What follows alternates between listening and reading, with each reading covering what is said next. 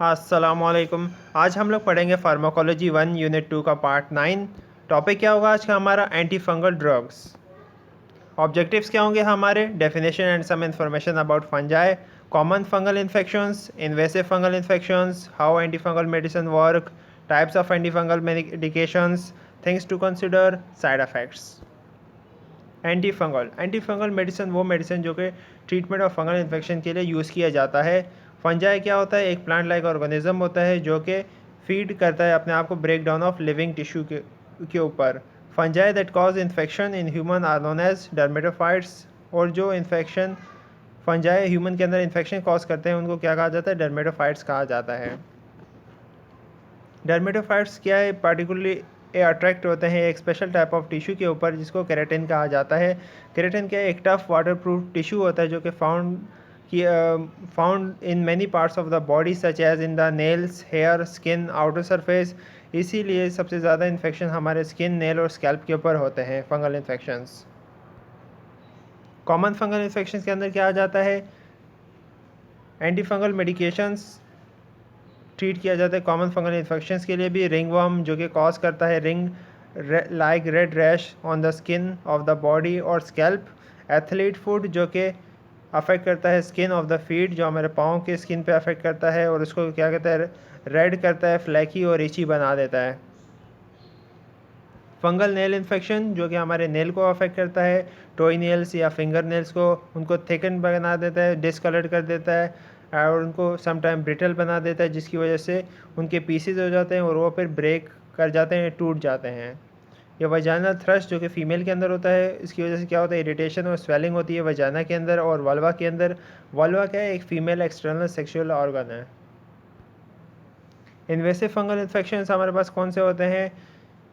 जो कि less common होते हैं लेकिन सीरियस कंडीशन इनकी होती है और ये हमारी बॉडी के अंदर deep inside the body tissues के अंदर चले जाते हैं या ऑर्गन्स के अंदर चले जाते हैं। एग्जांपल ब्रेन को अफेक्ट करते हैं जो कि फंगल मेनिंजाइटिस कहलाता है। और ये क्या कॉज करता है? Infection of the protective membrane. Protective meningitis का एक प्रोटेक्टिव मेम्ब्रेन है जो कि सराउंड करती है ब्रेन और स्पाइनल कॉर्ड को, उसके अंदर ये इन्फेक्शन कॉज कर देता है। लंग्स के अंदर कॉज करता है, फॉर एग्जांपल एस्पेरेजिलोसिस। ये क्या करता है? इन्फेक्शन कॉज करता है लंग्स के अंदर। और कौन से फंगल इसके अंदर होता है? एस्पेरेजिलस होता है। वो बंदे जिनका इम्यून सिस्टम वीक होता है, जो कि नेचुरल डिफेंस मैकेनिज्म उनका वीक होता है, तो वो ज़्यादा वल्नरेबल होते हैं कि इनको फंगल इन्फेक्शन होने का चांस बढ़ जाता है। या किसी को अगर बीमारी हो जैसे HIV हो गया, एड्स हो गया, या कोई ऐसा बंदा कि जिसका कीमोथेरेपी ट्रीटमेंट चल रहा हो कैंसर के लिए, उनका इम्यून सिस्टम पहले से ही वीक होता है तो उनको फंगल इन्फेक्शन होने का चांस ज़्यादा होता है। या वो बंदे जिनका इम्यून सप्रेस होता है, यानी कि वो मेडिकेशन अगर ऐसी ले रहे होते हैं किसी का ऑर्गन ट्रांसप्लांट हुआ हो, से उनको इम्यूनो सप्रेशन मेडिकेशन दी जाती है ताकि इम्यून सिस्टम उनका सप्रेस रहे और इनमें जो ऑर्गन डाला गया है वो उनकी बॉडी के साथ एडजस्ट हो जाए।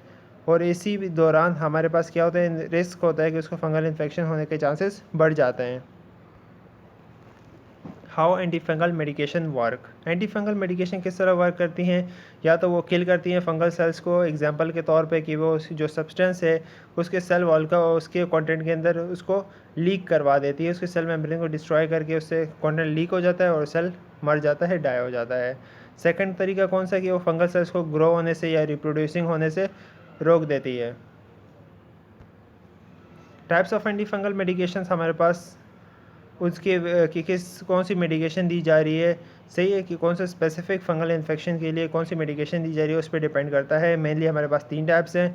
टॉपिकल एंटी फंगल्स जो कि अप्लाई किया जाता है स्किन, हेयर और नेल्स के ऊपर। ओरल एंटी फंगल्स जो कि सॉलिड किया जाता है कैप्सूल, पिल और लिक्विड फॉर्म के अंदर। इंट्रावेनस एंटी फंगल्स जो कि इंजेक्ट किया जाता है ब्लड स्ट्रीम के अंदर, IV दिया जाता है। ड्रग्स और इसके uses. Amphotericin B systematic fungal infections के लिए, fluconazole oropharyngeal oesophageal vaginal candidiasis, griseofulvin ringworm infection के लिए, फ्लोसाइटोसिन सिस्टमिक फंगल इन्फेक्शन के लिए, कीटोकोनाजोल फंगल इन्फेक्शन के लिए, itraconazole oral oesophageal candidiasis, nystatin non oesophageal membrane GI candidiasis. Things to consider. आपने anti fungal medication लेते हुए कौन सी चीज़ों को देखना है। सबसे पहले तो आपने देखना है कि आपको कोई एग्जिस्टिंग कंडीशन या कोई ऐसी एलर्जी तो नहीं है कि जो कि आपको फंगल इन्फेक्शन के ट्रीटमेंट में रुकावट बन सकती है, तो आपने मेडिकेशन या एंटी फंगल मेडिकेशन नहीं लेनी है। साइड इफ़ेक्ट्स, सारे मेडिकेशंस के साइड इफ़ेक्ट होते हैं, इसीलिए एंटी फंगल मेडिकेशन के भी कुछ साइड इफ़ेक्ट्स हैं और ये डिपेंड करता है कि कौन सी टाइप ऑफ मेडिकेशन आप ले रहे हैं। मोस्ट केसेस के अंदर क्या होता है, साइड इफ़ेक्ट्स मिल्ड होते हैं और कुछ शॉर्ट टाइम के लिए होते हैं, लेकिन रेयर केसेस के अंदर कुछ सीरियस प्रॉब्लम भी कभी कभी हो जाती हैं। कॉमन साइड इफ़ेक्ट्स कौन से हैं? Irritation of the skin, diarrhoea, feeling sick, indigestion, और रेयर केसेस के अंदर क्या होता है कि लिवर डैमेज हो जाता है एंटी फंगल मेडिकेशन यूज़ करने से। Thank you, hope you like it.